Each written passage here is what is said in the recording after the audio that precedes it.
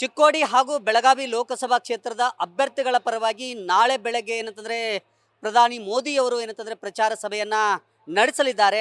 ಅದಕ್ಕಾಗಿ ಇವತ್ತು ರಾತ್ರಿನೇ ಏನಂತಂದರೆ ಬೆಳಗಾವಿಗೆ ಆಗಮಿಸಿ ಖಾಸಗಿ ಹೋಟೆಲ್ನಲ್ಲಿ ಅವರು ತಂಗಲಿದ್ದಾರೆ. ಇದಕ್ಕಾಗಿ ಏನಂತಂದರೆ ಬೆಳಗಾವಿಯ ಒಂದು ಮಾಲಿನಿ ಸಿಟಿಯಲ್ಲಿರ್ತಕ್ಕಂಥ ವೇದಿಕೆ ಏನಂತಂದರೆ ಸಿದ್ಧಗೊಂಡಿರುವಂಥದ್ದು ಪ್ರಮುಖವಾಗಿ ನಾನು ತೋರಿಸ್ತಾ ಹೋಗ್ತೀನಿ. ಇದು ಏನಂತಂದರೆ ಮಾಲಿನಿ ಸಿಟಿಯಲ್ಲಿ ಏನಂತಂದರೆ ವೇದಿಕೆ ಸಿದ್ಧವಾಗಿರುವಂಥದ್ದು.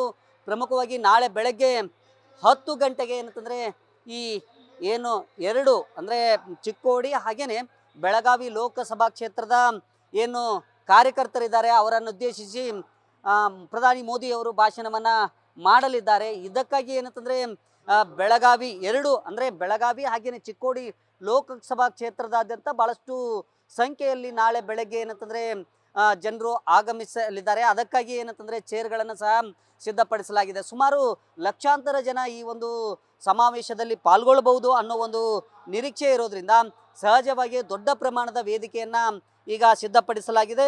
ಪ್ರಮುಖವಾಗಿ ಈ ಏನು ಇವತ್ತು ರಾತ್ರಿ ಏನು ಬರ್ತಾ ಇದ್ದಾರೆ ಅವರು ಏನಂತಂದರೆ ಜೊಲ್ಲೆ ಒಡೆತನದ ಒಂದು ಏನು ವೆಲ್ಕಮ್ ಹೋಟೆಲ್ ಏನಿದೆ ಅಲ್ಲಿ ಒಂದು ವಾಸ್ತವ್ಯವನ್ನು ಮಾಡ್ತಾ ಇರುವಂಥದ್ದು. ಅದಾದ ನಂತರ ಬೆಳಗ್ಗೆ ನೇರವಾಗಿ ಏನಂತಂದರೆ ರಸ್ತೆ ಮಾರ್ಗದ ಮೂಲಕ ಈ ಒಂದು ವೇದಿಕೆಗೆ ಬರ್ತಾರೆ. ಈ ವೇದಿಕೆಯಲ್ಲಿ ಜನರನ್ನು ಉದ್ದೇಶಿಸಿ ನೇರವಾಗಿ ಏನಂತಂದರೆ ಉತ್ತರ ಕನ್ನಡ ಲೋಕಸಭಾ ಕ್ಷೇತ್ರದ ಪ್ರಚಾರಕ್ಕೆ ತೆರಳಿದ್ದಾರೆ. ಹಾಗಾಗಿ ಸಹಜವಾಗಿ ಏನಂತಂದರೆ ಮೋದಿಯವರ ಆಗಮನದ ಹಿನ್ನೆಲೆಯಲ್ಲಿ ಬೆಳಗಾವಿ ನಗರದಲ್ಲಿ ಒಂದು ರೀತಿ ಕೇಸರಿಮಯ ವಾತಾವರಣ ಸೃಷ್ಟಿಯಾಗಿದೆ.